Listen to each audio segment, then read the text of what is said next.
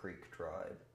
And so, like, kind of the cool thing about the Tulsa metro area is, like, the south and western end of it is actually on the Creek Nation Reservation. So I spent most of my life growing up on Creek land. One thing that I always kind of noticed is, like, the poverty that was in there for, like, a first world nation.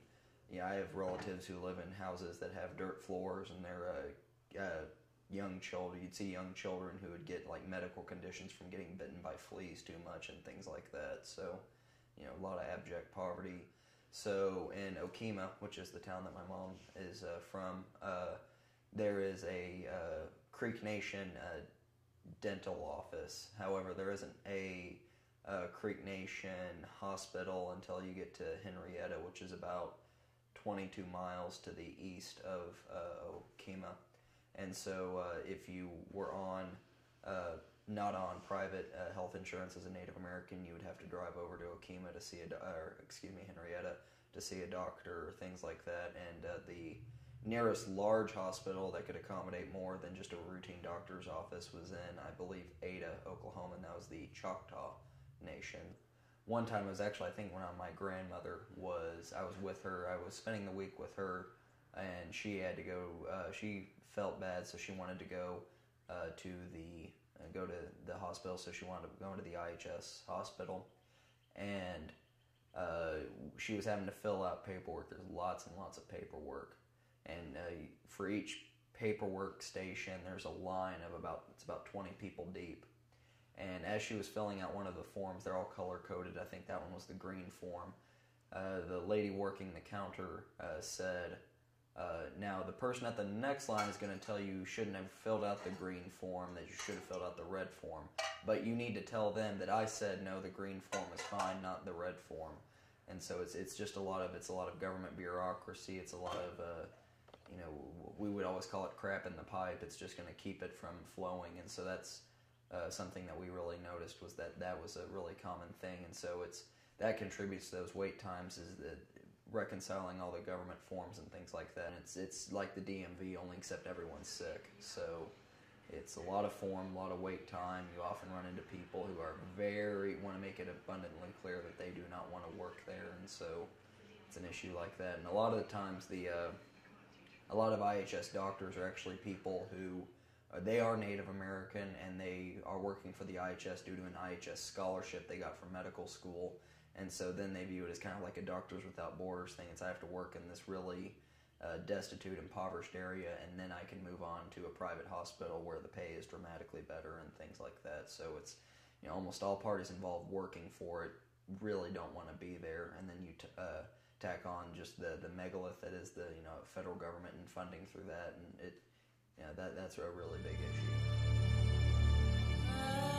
My entire family, even into my extended family, uses IHS. While we're members of the Cherokee Nation, we go to the Citizen of Potawatomi Nation Health Clinic in Shawnee, which is the closest one to where we live. This could be a rumor, but they say you get in quicker at the clinic if you have private insurance, because therefore your billing's easier. And so we've never had a problem getting in, but some people, you can wait weeks to get in.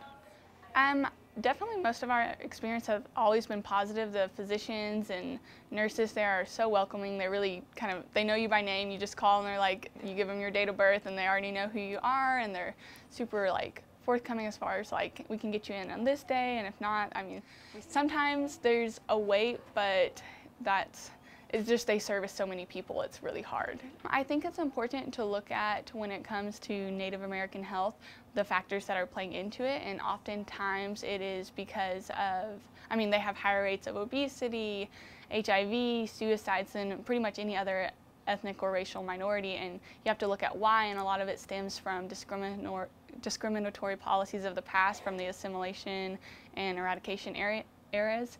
And so you have to not only treat the disease, but also the stigma behind the distrust of medical facilities. And so that's why implementing more tribal hospitals in tribal communities makes it better, because they're more trusting of that type of care.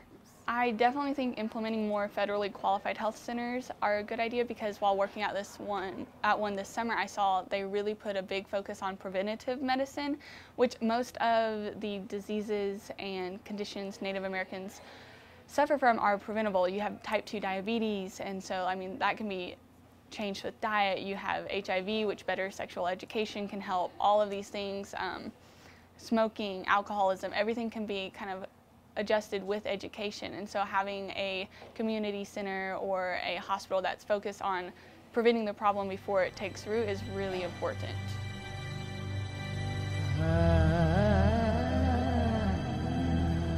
I am a member of the Wichita and Chickasaw tribes. I'm enrolled with the Wichita tribe. My mom and uncle actually left the reservation as small children. The Wichita reservation, that is. So my grandma took them from the reservation in hopes of having greater opportunities, a better life. I was actually born at the Claremore Indian Hospital, so that's where I started my life. And so I'm actually a recipient of a 2015-2016 Indian Health Services Scholarship. I'm trying to enhance students' awareness of how mental health services are delivered across different tribes in the state of Oklahoma. So the current state of mental health care among tribes is very vast and varying. It's going to depend on the tribe specifically. So there are large disparities in that we have some tribes that are very well established, have the funding and the foundation laid to implement like just general health services as well as mental health services.